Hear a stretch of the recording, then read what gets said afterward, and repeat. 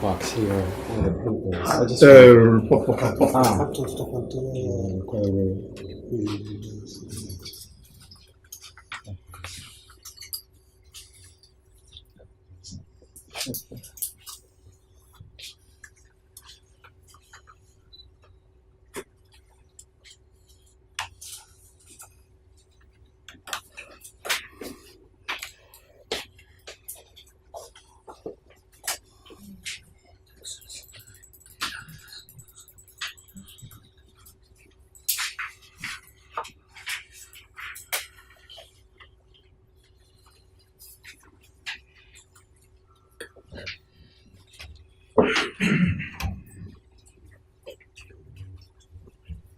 Can you all hear me all right?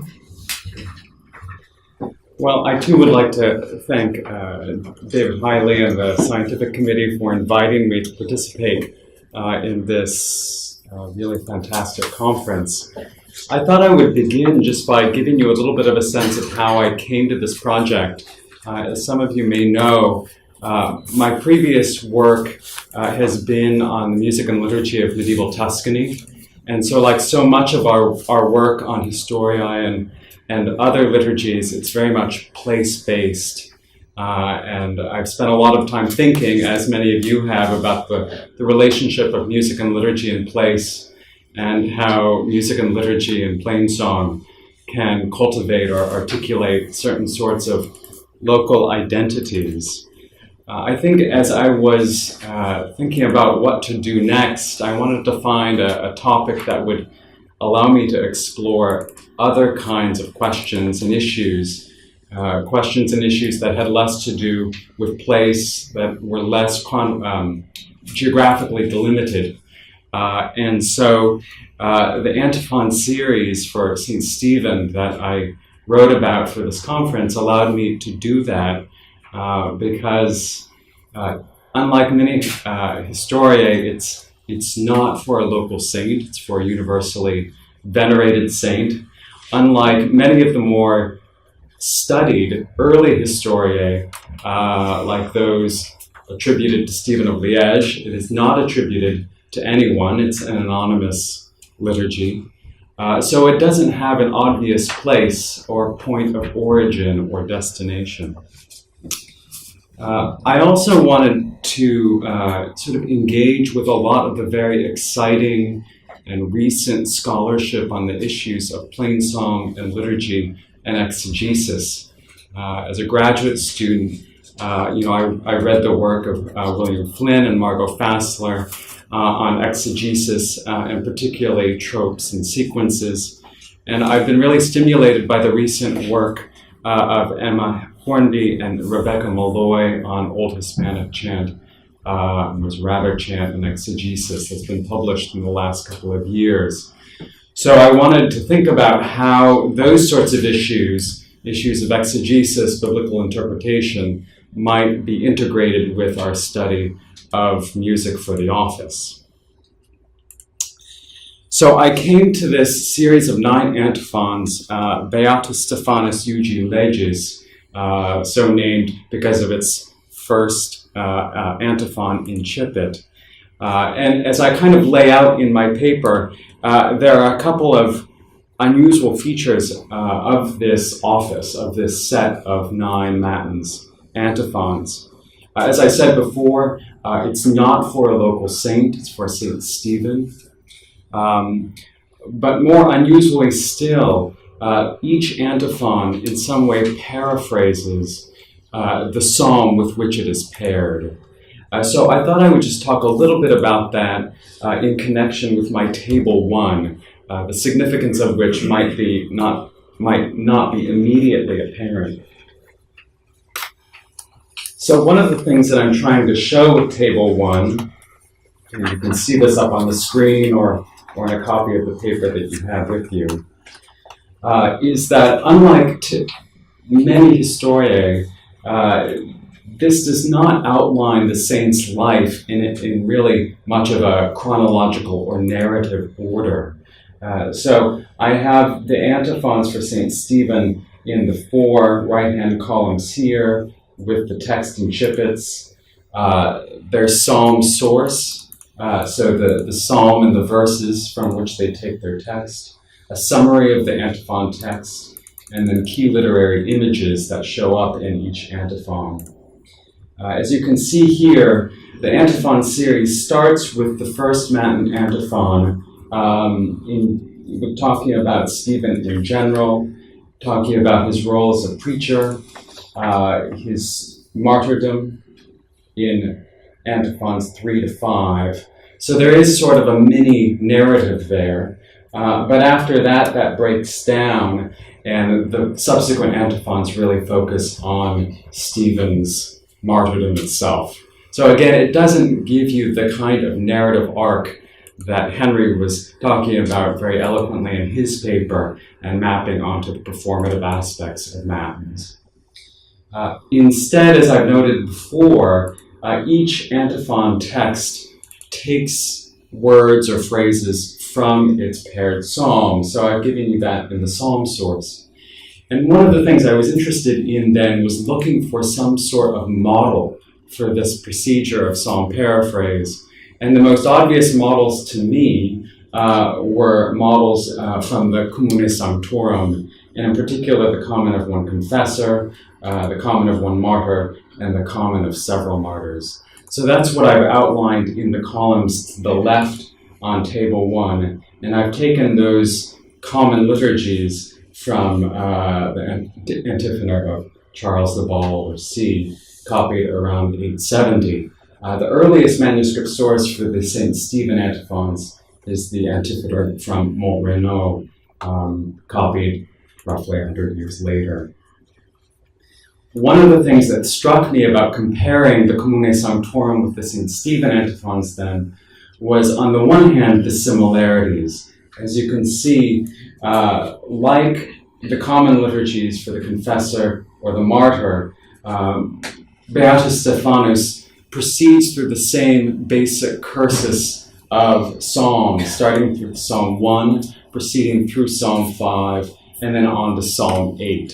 After that, there's a bit of variance among which psalms are featured, but the core psalms are the same.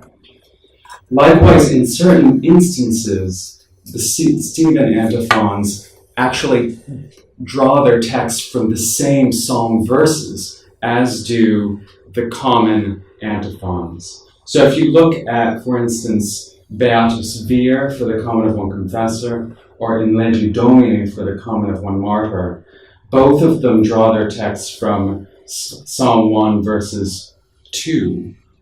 Beatus Vir takes its text from Psalm 1 verses 1 all the way to 3.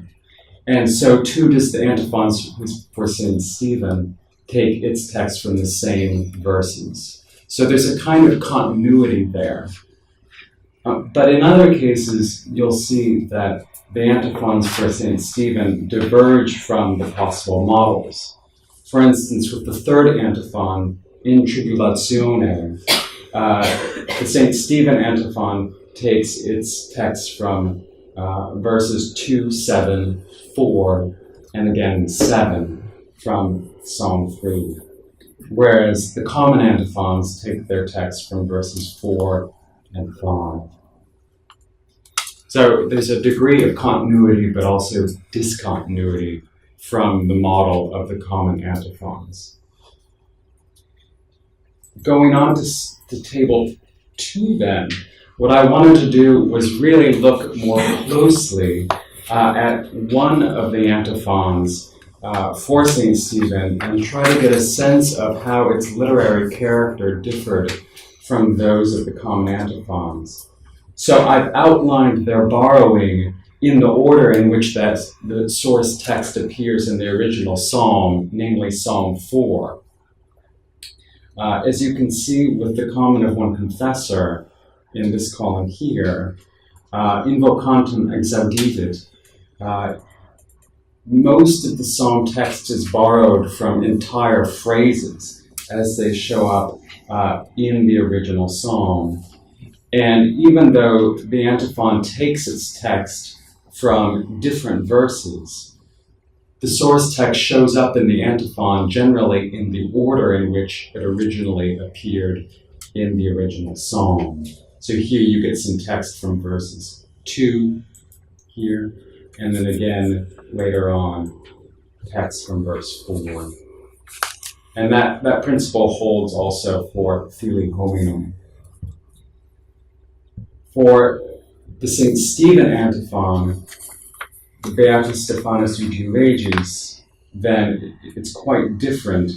Here you actually start with text from verse 7, you go back with text from verse 6, and then you go back again with more text from verse 7, and finally some text from verse 9. So the borrowing, as I described it, is much more fragmented in the St. Stephen antiphons.